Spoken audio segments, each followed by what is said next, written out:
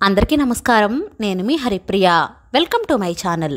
ఇవాల్టి వీడియోలో కృష్ణాష్టమి రోజున శ్రీకృష్ణుణ్ణి ఏ విధంగా పూజ చేసుకోవాలి, స్వామివారికి ముఖ్యంగా ఏమేమి నైవేద్యాలు సమర్పించాలి, ఉపవాసం ఎలా ఉండాలి అనేవన్నీ కూడా చాలా డీటెయిల్డ్గా ఇవాల్టి వీడియోలో తెలుసుకుందాం. శ్రీ మహావిష్ణువు 8వ అవతారమే శ్రీకృష్ణుని అవతారం. శ్రీకృష్ణుడు దేవకీ వసుదేవులకు 8వ బిడ్డగా జన్మిస్తారు. కృష్ణాష్టమి అంటే కృష్ణుడి జన్మదినం, అంటే కృష్ణుని పుట్టినరోజు. శ్రావణ మాసంలో కృష్ణపక్షంలో అష్టమి తిథి రోజున రోహిణి నక్షత్ర సమయంలో కృష్ణుడు జన్మించారు. అందుకే దీన్ని కృష్ణాష్టమి లేదా జన్మాష్టమి, గోకులాష్టమి, అష్టమి రోహిణి అని ఇలా రకరకాల పేర్లతో పిలుస్తారు. మనం ఈ పూజను అష్టమి తిథి ఉన్నప్పుడు చేసుకోవాలి. ఈ 2024 సంవత్సరంలో ఆగస్ట్ 26వ తేదీ సోమవారం నాడు కృష్ణాష్టమి పండుగగా జరుపుకుంటాము. ఆ కృష్ణాష్టమి రోజున చిన్ని గోపాలుడు ప్రతి ఒక్కరి ఇంట్లో అడుగుపెట్టాలని ఆ చిన్ని కృష్ణయ్య పాదాలను బయట నుంచి ఇంటి లోపలి వరకు వేసుకుంటాము. లేదా మీరు పూజ చేసే చోటైనా సరే చిన్ని కృష్ణుని పాదాలు తప్పకుండా వేసుకోండి. ఈ పాదాలు బియ్యం పిండితో వేసుకోవచ్చు, లేదా చిన్ని పాదాలు మనకు మార్కెట్లో దొరుకుతాయి కదా, అవైనా సరే తెచ్చుకుని పూజలో పెట్టుకోవచ్చు. మనం ఈ పూజను పూజా మందిరంలో చేసుకోవచ్చు, లేదా సెపరేట్గా పీఠం పెట్టుకునైనా సరే పూజ చేసుకోవచ్చు. ఈ కృష్ణాష్టమి రోజున తెల్లవారుజామునే నిద్రలేచి తలంటు స్నానం చేసి ఇల్లు వాకళ్ళు శుభ్రపరచుకోవాలి. చిన్ని కృష్ణయ్య పాదాలు ఇంట్లోకి వేసుకుని పిండి వంటలు, అనేక రకరకాల పిండి వంటలు స్వామివారికి నైవేద్యం పెట్టడం కోసం తయారు చేసుకుని పూజా మందిరాన్ని కూడా అలంకారం చేసుకుని పూజకు అన్నీ సిద్ధం చేసుకోవాలి. శ్రీకృష్ణుని పూజను ఎవరైనా సరే చేసుకోవచ్చు. మన శక్తి మేరకు పూజ చేసుకోవచ్చు. ఆ స్వామికి ఎంతో ఇష్టమైన నెమలి పించాలతో, తులసి మాలలతో, పూలమాలలతో, పూసల దండలతో అందంగా అలంకారం చేసుకోవాలి.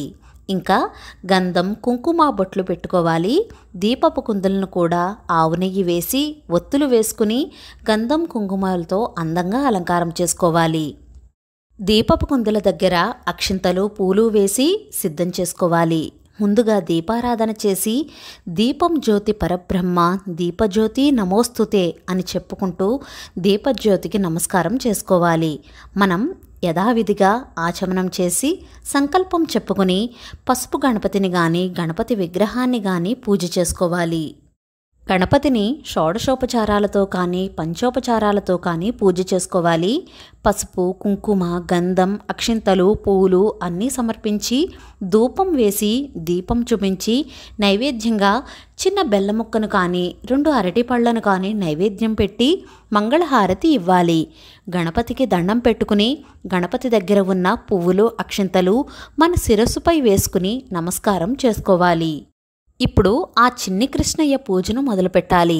ఆ చిన్ని కృష్ణుని కూడా షోడశోపచారాలతో పూజించాలి.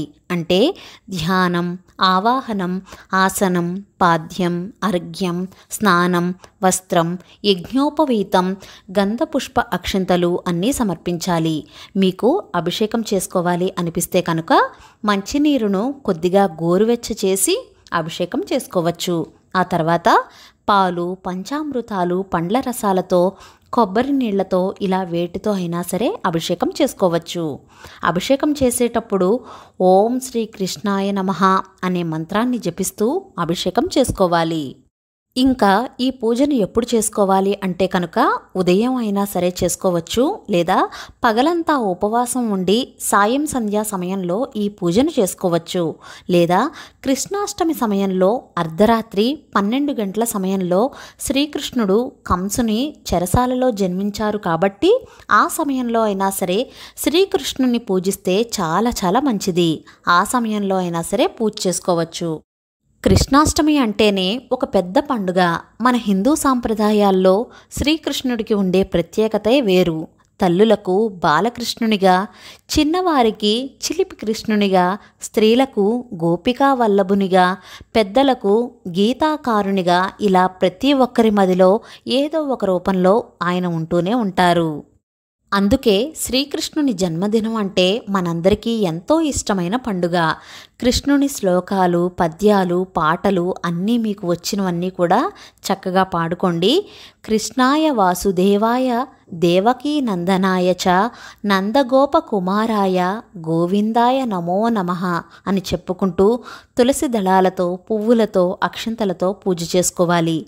స్వామివారి అష్టోత్తరాలు, సహస్రనామాలు, స్తోత్రాలు, కృష్ణాష్టకం, శ్రీకృష్ణ లీలలు, భాగవతం, ఇలా భగవద్గీత మీకు ఏది వస్తే అదన్నీ కూడా చదువుకోవచ్చు. ఇవేమీ మేము చదువుకోలేము, అంత సమయం లేదు, వీలవ్వదు అనుకునేవారు కనీసం ఆయన నామాన్ని జపించిన ఎంతో పుణ్యఫలం. జై శ్రీకృష్ణ అని కానీ, రాధాకృష్ణ స్వామిని నమో నమః అని జపించడం వల్ల కానీ జన్మజన్మల పాపాలు అన్నీ పటాపంచలయ్యి అనంతమైన పుణ్యఫలాలు లభిస్తాయని మనకు పురాణాల ద్వారా తెలుపుతున్నాయి. శ్రీకృష్ణునికి ఎంతో ఇష్టమైన కదమ్మం పువ్వులు, సన్నజాజి పువ్వులు, పొన్న పువ్వులు, పారిజాత పువ్వులు, చెంగల్వ పువ్వులు, ఇలా మీకు ఏవి దొరికితే వాటితో పూజ చేసుకోండి. లేదా ఒక్క తులసి దళాలతో కానీ, దొరికిన పుష్పాలతో కానీ పూజించుకోవచ్చు. శ్రీకృష్ణుణ్ణి పూజ చేస్తున్నప్పుడు ఓం నమో భగవతే వాసుదేవాయ నమో నమః లేదా ఓం శ్రీకృష్ణ పరబ్రహ్మణే నమో నమః అనే మంత్రాన్ని అయినా సరే 108 సార్లు జపిస్తూ పూజ చేసుకోవచ్చు. ఈ కృష్ణాష్టమి రోజున పగలంతా ఉపవాసం ఉండి సాయంత్రం పూజ చేయడం వల్ల ఆ స్వామివారు మన మనసులో ఉన్న అభీష్టాలన్నీ కూడా తీరుస్తారు. ముఖ్యంగా సంతానం లేని దంపతులు ఈ పూజ చేస్తే ఖచ్చితంగా సంతానం కలుగుతుంది. ఉపవాసం ఉండలేని వాళ్ళు ఒంటిపూట భోజనం కూడా చేయవచ్చు. అష్టోత్తరాలు, సహస్రనామాలు అన్నీ చదువుకున్న తర్వాత ధూపం, దీపం చూపించి నైవేద్యంగా మన శక్తి కొలది ఎన్ని రకాల నైవేద్యాలనైనా సరే సమర్పించవచ్చు. కృష్ణుడికి 56 రకాల నైవేద్యాలను సమర్పిస్తూ ఉంటారు.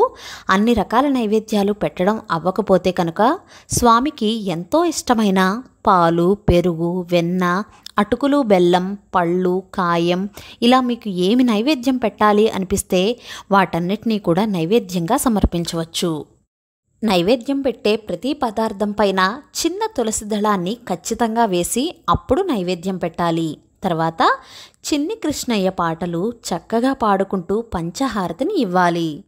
వసుదేవసుతం దేవం కంసచాణూరమర్దనం దేవకీ పరమానందం కృష్ణం వందే జగద్గురుం శ్రీకృష్ణం వందే జగద్గురుం. తర్వాత స్వామివారికి కర్పూర హారతిని కూడా సమర్పించాలి. ఇంకా మనస్ఫూర్తిగా స్వామివారికి దండం పెట్టుకోవాలి. సంతానం లేనటువంటి వారు ఈ రోజున శ్రీకృష్ణునికి పూజ చేసి కన్నయ్య ఉన్నటువంటి ఉయ్యాలను ఊపడం వల్ల సంతానం కలుగుతుంది. ఈరోజు ప్రతి ఒక్క స్త్రీమూర్తి కూడా యశోదగా మారి ఆ చిన్ని కృష్ణునికి ఎంతో గారాబంగా చూసుకోవాలి. కొద్దిగా అక్షింతలు, పూలు స్వామివారి పాదాల దగ్గర వేసి నమస్కారం చేసుకోవాలి. మీకున్న సమస్యలు, కోరికలు ఏ ఉన్నా సరే స్వామివారికి చెప్పుకోండి. ఈ విధంగా కృష్ణాష్టమి రోజున శ్రీకృష్ణుని పూజించడం వల్ల కోటి జన్మల పుణ్యం లభిస్తుందని, సకల పాపాలు నశిస్తాయని, ధర్మార్థ కామమోక్ష ప్రాప్తి కలుగుతుందని స్కాంద పురాణం చెబుతోంది. ఒకవేళ ఇంట్లో పూజ చేసుకోలేని వాళ్ళు ఆలయాల్లో కృష్ణుని పూజ చేస్తారు కదా, వాటిల్లో కూడా పాల్గొనవచ్చు. ఆ స్వామివారి కరుణ, కృపా కటాక్షాల వల్ల వంశాభివృద్ధి కలిగి అష్టైశ్వర్య ప్రాప్తి కలగాలని మనస్ఫూర్తిగా కోరుకుంటున్నాను. ఈ విధంగా కృష్ణాష్టమి రోజున శ్రీకృష్ణుని పూజన అయితే ఈ విధంగా చేసుకోవాలి. అన్నీ డీటెయిల్డ్గా చెప్పాను అని అనుకుంటున్నాను. ఈ వీడియో మీకు నచ్చిందా? నచ్చినట్లయితే please like, share, subscribe to my channel. Thank you for watching. సర్వం శ్రీ కృష్ణార్పణమస్తు. స్వస్తి.